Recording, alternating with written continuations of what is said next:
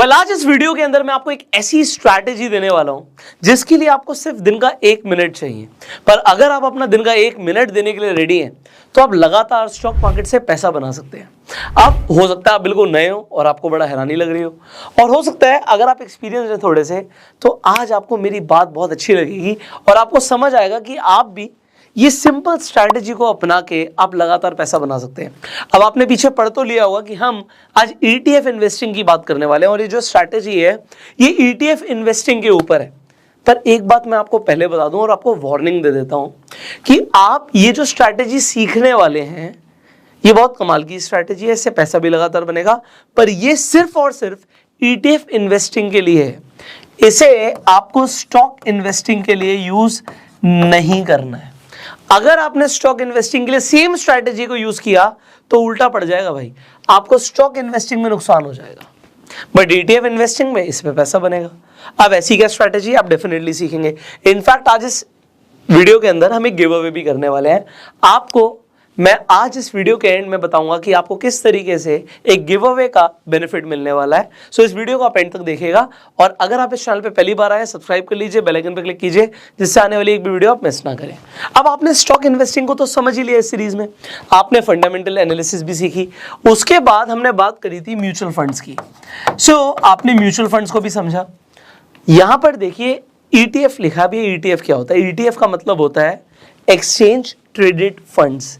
ये भी फंड्स है, म्यूचुअल फंड्स भी फंड्स हैं। फर्क क्या है? जब आप म्यूचुअल फंड खरीदते हो आप एक AMC एसेट मैनेजमेंट कंपनी से खरीदते हो, बट जो ETFs हैं वो एक्सचेंज पर ट्रेड होते हैं।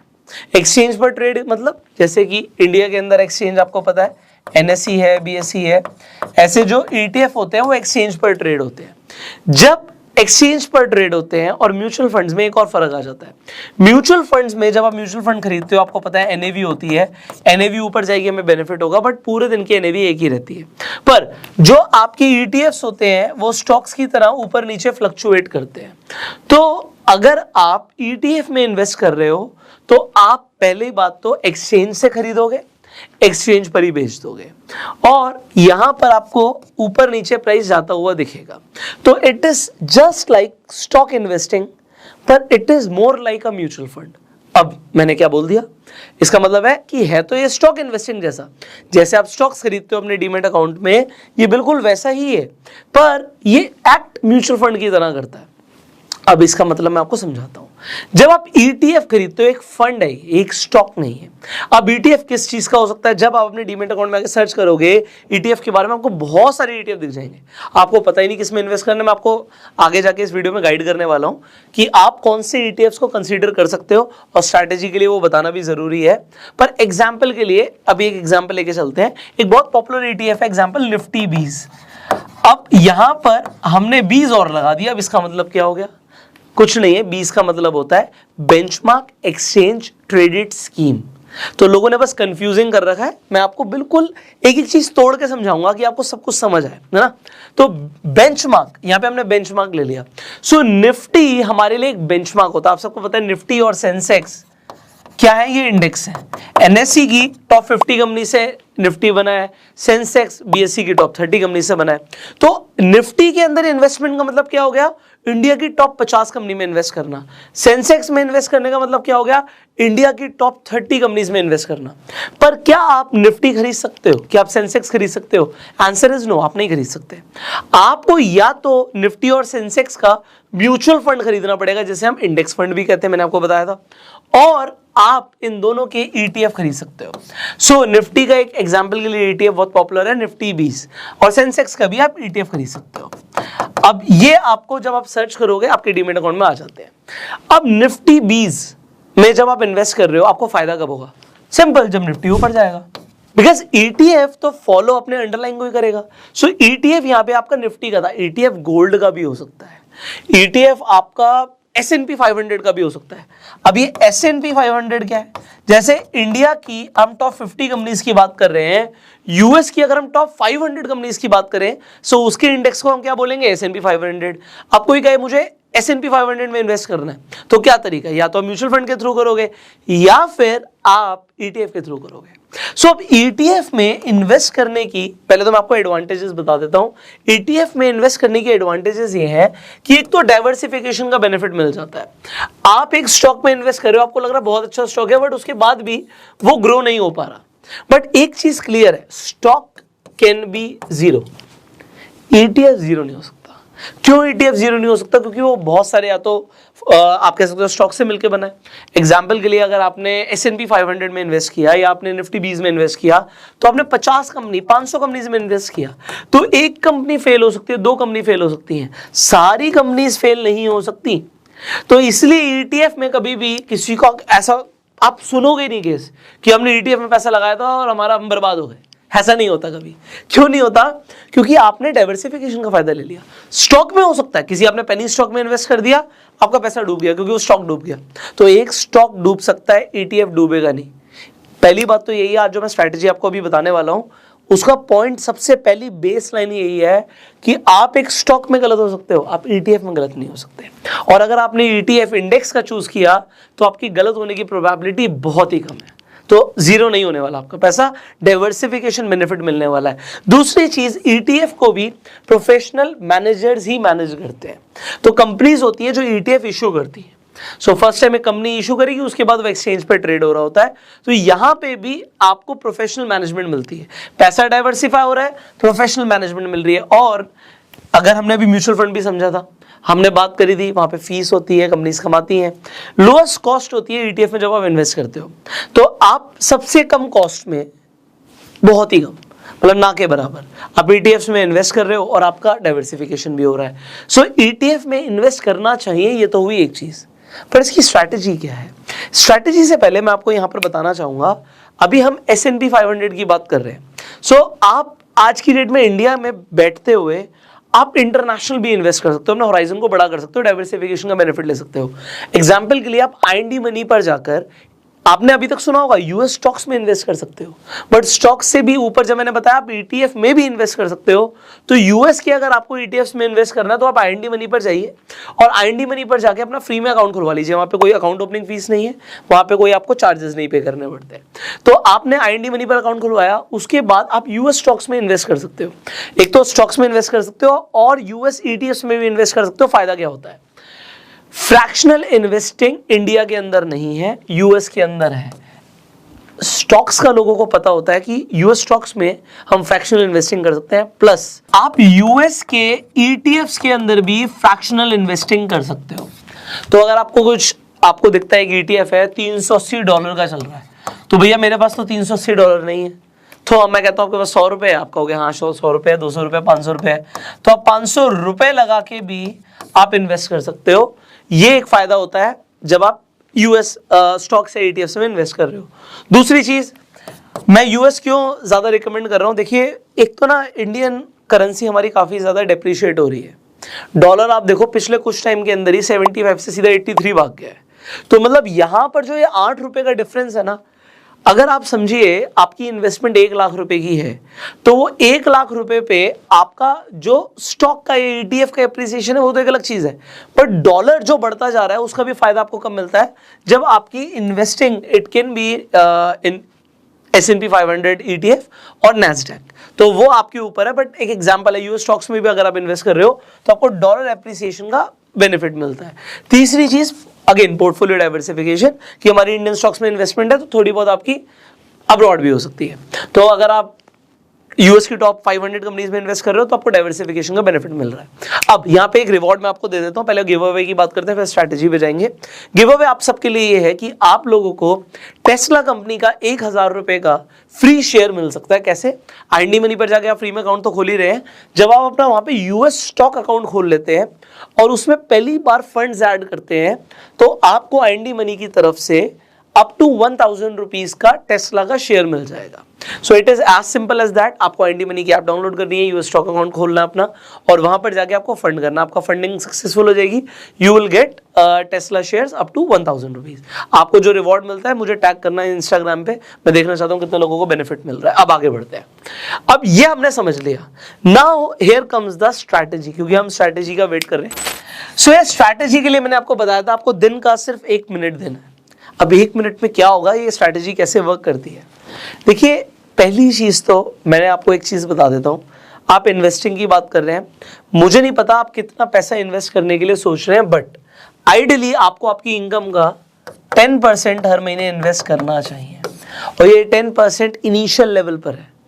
जब आप थोड़ा सा लाइफ में आगे बढ़ जाएंगे, आपके खर्चे बहुत ज़्यादा नहीं बढ़ने चाहिए, आपकी इन्वेस्टिंग ज़्यादा बढ़नी चाहिए।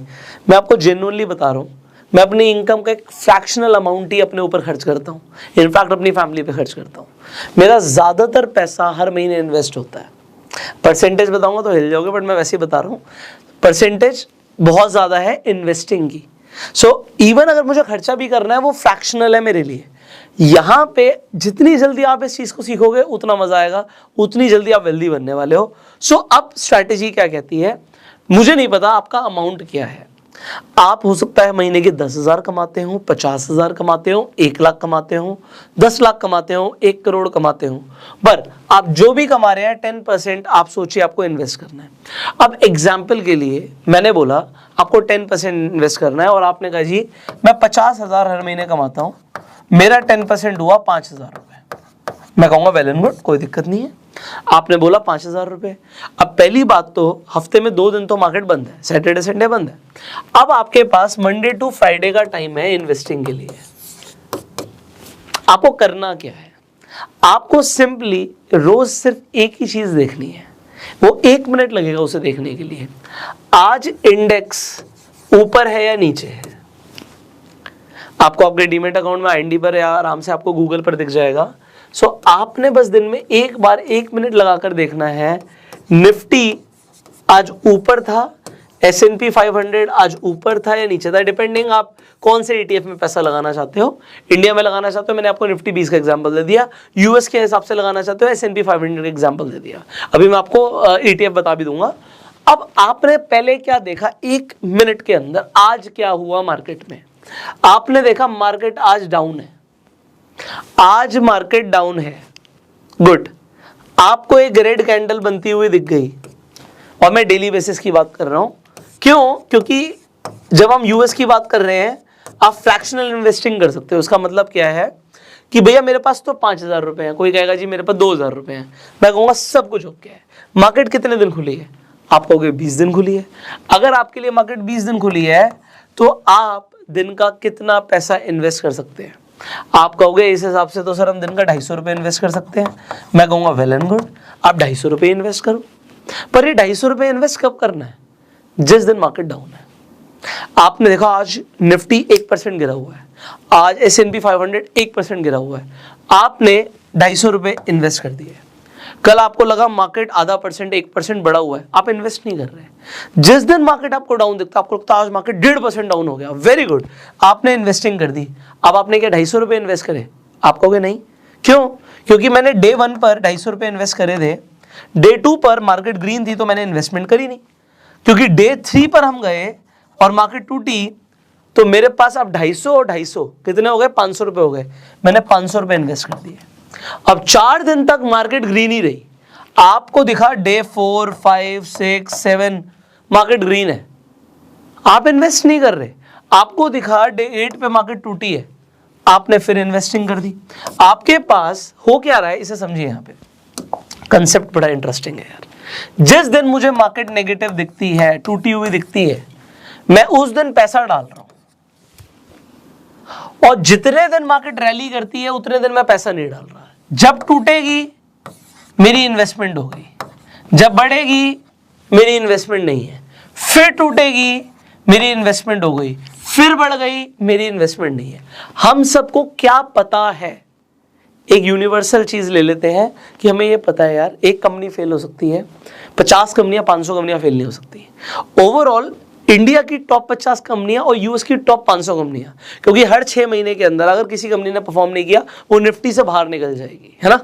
आपको पता है कि निफ्टी के अंदर टॉप 50 ही रहेंगी, तो टॉप 50 कंपनीज ने तो ग्रो करना है, this is what we know. So जब आप ETF में पैसा लगाते जा रहे हो, आपके फेलियर का चांस क्या है, ऑलमोस्ट 0। और आप इन्वेस्ट कब कर रहे हो, जिस दिन मार्केट टूटी हुई है, जिस दिन टूटी हुई है। आप कहते हो जी मेरे पास 50,000 रुपए हर महीने इन्वेस्ट करने के लिए, वेरी गुड, आप दिन का 2,500 रुपए इन्वेस्ट कर सकते हो। अब अगर आप दिन का 2,500 रुपए इन्वेस्ट कर सकते हो, जिस दिन मार्केट टूटी आपने 2,500 डाल दिया, 10 दिन तक मार्केट ग्रीन थी, कोई दिक्कत नहीं है भाई। जिस दिन रेड आएगी आपके 25,000 रुपए इकट्ठे हो गए, आपने 25,000 रुपए की इन्वेस्टमेंट उसी दिन कर दी, बूम। क्योंकि फिर जब मार्केट ऊपर जाएगी ये 25,000 ही सीधा 35,000 दिखेंगे अकाउंट में आपको। और अभी तो हम बेचने की बात ही नहीं कर रहे, क्योंकि mutual fund investing, stock investing या ETF इन्वेस्टिंग हम तो सालों के लिए करते हैं मेरे भाई। रिटर्न्स खतरनाक मिलने वाले हैं। ये स्ट्रैटेजी आपको लगातार पैसा कमा के देगी। और ETF आप देखो, निफ्टी भी 190 रुपए यार, कुछ भी नहीं है। आपको सेंसेक्स का ETF 600 रुपए के आसपास मिल जाएगा। सो यहां पे आपको समझना क्या है कि लगातार इन्वेस्टिंग करते जा रहे हैं हम। और यूएस स्टॉक्स में इन्वेस्ट कर रहे हो तो भैया जितना मेरा अमाउंट आ रहा है मैं उतना ही डाल दूंगा, 250 के हिसाब से बन रहे हो तो फ्रैक्शनल इन्वेस्टिंग है। आपका पैसा ग्रो होता हुआ दिखना चाहिए, ये इंपॉर्टेंट है। स्ट्रैटेजी कैसे लगी कमेंट करके बताना, सिंपल स्ट्रैटेजी है। इस कोर्स में अभी हमने इन्वेस्टिंग को बहुत अच्छे से समझ लिया है। Stock investing, fundamental analysis, mutual fund investing, SIP compounding and ETFs अभी तक आपको समझ आ गया। और मैं आपको बताऊं इन्वेस्टिंग के लिए इतना काफी है। अगर ऐसे ही आगे चलते रहोगे तो बहुत आगे बढ़ जाओगे। And my best wishes are with you. आप इस वीडियो को यहाँ तक देख रहे हैं मतलब आप सीरियसली इंटरेस्टेड हैं अभी आगे और बहुत कुछ सीखने में, बिकॉज इस सीरीज के अंदर अभी बहुत कुछ बाकी है। सो आप बने रहिए हमारे साथ। अगर आपको वीडियो अच्छी लगी, आपको इसमें से वैल्यू मिली, इस वीडियो को शेयर जरूर कीजिएगा और अपना प्यार देने के लिए लाइक कर दीजिए। फाइनली मैं आपको मिलूंगा अगली वीडियो में, बट एक चीज रह गई थी यार। आप कहोगे सर वो S&P 500 के वो रह गए थे तो बोनस दे देता हूं मैं आपको। सो यहां पर आपको 2 ETF दिख रहे हैं, एक तो S&P 500 वैंगार्ड ETF दिख रहा है और S&P 500 ETF SPDR आपको यहां पर दिख रहा है। आपको IND मनी पर ये दोनों आसानी से मिल जाएंगे। इसमें आप चाहें तो फ्रैक्शनल इन्वेस्टिंग कर सकते हैं। अब I will see you in the next video. I hope this video was valuable, but मैं इसे बहुत लंबा नहीं करना चाहता क्योंकि अभी बहुत कुछ बाकी है आप लोगों के लिए। So like this video right now and subscribe and bell icon पे जरूर क्लिक करना, वरना कल सुबह जो 9:30 बजे वीडियो आने वाली है वो मिस हो जाएगी। So see you in the next video. Till that time, you go self-made. चलिए अब आपको एक बोनस भी दे देते हैं। पहली चीज तो मैंने आपको मना किया था कि इस स्ट्रैटेजी को स्टॉक्स पे आप मत इंप्लीमेंट कीजिएगा। उसका रीजन ये था कि स्ट्रैटेजी के अंदर हम एवरेजिंग कर रहे हैं क्योंकि हमें पता है कि जो इंडेक्स है वो आज नहीं तो कल ऊपर जाएगा। बट अगर आप किसी स्टॉक के अंदर एवरेजिंग कर रहे हैं तो स्टॉक जीरो हो सकता है। अगर कोई स्टॉक आपको दिखता है 100 रुपए का था, फिर आपने उसे 80 पे भी खरीद लिया, आपने उसे 60 पे भी खरीद लिया और अब वो 50 का हो गया है। अब आपको लग रहा है ऊपर जाएगा, आपका पैसा नीचे डूबा हुआ है। बट इंडेक्स को ऊपर जाना, आपको पता है कि आज नहीं तो कल इंडेक्स ऊपर जाता है। तो ये एवरेजिंग आपको स्टॉक्स में भारी नुकसान दे सकती है। This is point number 1। दूसरा क्या है, जब हमने म्यूचुअल फंड्स की बात करी थी, उसमें SIP की बात करी थी या फिर स्टॉक के अंदर भी SIP की बात करी थी, तो आप कर सकते हो SIP कोई अच्छे स्टॉक में, कोई अच्छे म्यूचुअल फंड के अंदर। पर होता क्या है, उसकी आपकी डेट डिसाइडेड होती है। एग्जाम्पल आपने कहा 1st को होगा या 10th को होगा, तो हर महीने की 1 तारीख को 10 तारीख को आपकी किस्त कटती रहेगी। अच्छा, इसमें कोई नुकसान नहीं होता, ये EMI बाउंस जैसा नहीं है। कुछ लोगों को लगता है हमने SIP करा ली तो अगर वो बाउंस होगी तो कुछ नुकसान हो जाएगा, कुछ नहीं होता। वो कुछ छोटे मोटे चार्जेस हैं, अदरवाइज उसमें आपको कोई सिविल इफेक्ट नहीं होता, कुछ नहीं होता। बट अब 1 तारीख को और 10 तारीख को हर महीने करते जा रहे हो। अब हमें नहीं पता उस टाइम पे मार्केट कैसी है। एवरेजिंग यहां पर भी हो रही है, वॉलेटिलिटी से आप तब भी प्रोटेक्टेड हो, पर हो सकता है मार्केट जब ऊपर थी तब आपकी इन्वेस्टमेंट्स होती जा रही थी और आपकी 10 तारीख को इन्वेस्टमेंट हो गई, उसके बाद 10 तारीख से लेके 20 तारीख तक लगातार मार्केट गिरी है, पर उसका आपको फायदा नहीं मिल पाया। बट जब आप डेली इन्वेस्ट कर रहे हो, आप डेली देख रहे हो कि मार्केट जिस दिन गिर रही है, एक दिन गिरी हमने फिर खरीदा, दूसरे दिन भी गिरी, तीसरे दिन भी गिरी, तो लगातार हमारी एवरेजिंग हो रही है, वो भी ETFs के अंदर, विच इज बेटर, मतलब एज पर मी। बट मैं आपको जेन्युइनली बता रहा हूं क्योंकि बोनस है। मेरी म्यूचुअल फंड्स में भी इन्वेस्टिंग है और मेरी ETFs में भी रेगुलर इन्वेस्टिंग है। ETF में मैं खुद करता हूँ, म्यूचुअल फंड अकाउंट से कट रहा, तो एक हैबिट है। तो ऐसा नहीं कि ये ज़्यादा अच्छा है वो ज़्यादा अच्छा है, बट ये स्ट्रैटेजी लगातार पैसा बना के देती है। सो इस स्ट्रैटेजी के बारे में भी आपके क्या व्यूज़ है कमेंट्स में बताइएगा। And this was bonus from my side.